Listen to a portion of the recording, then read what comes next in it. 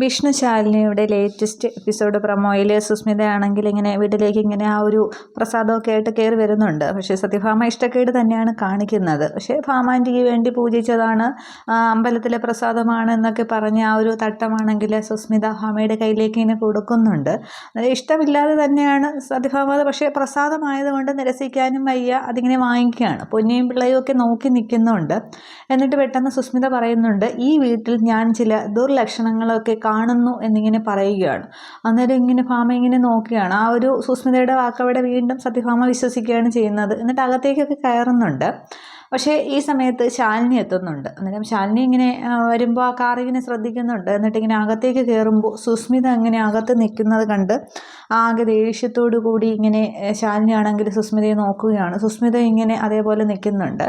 പക്ഷേ അവിടെ വെച്ചിനി ഭാമയുടെ മുന്നിൽ വെച്ചിനി ദേഷ്യമായിട്ട് സംസാരിക്കുമോ ഇല്ലയെന്ന് കാണിക്കുന്നില്ല. പക്ഷേ വീണ്ടും സത്യഭാമയുടെ കൂടെ കൂടാൻ വേണ്ടി തന്നെയാണ് സുസ്മിത വന്നിരിക്കുന്നതൊക്കെ. ഇനി ശാലിനിയുടെ ദോഷം കൊണ്ടാണോ വിഷ്ണു ഇവിടെ നിന്ന് പോയിരിക്കുന്നത്, അതൊക്കെ ഇങ്ങനെ പറയുകയോ വേറെ എന്തെങ്കിലുമൊക്കെ കഥകളുണ്ടാക്കി വീണ്ടും സത്യഭാമയെ അങ്ങനെ ഒരു തിരിക്കുന്ന രീതിക്കാണോ ഇല്ലയോ എന്നുള്ളത് കാണിക്കുന്നില്ല.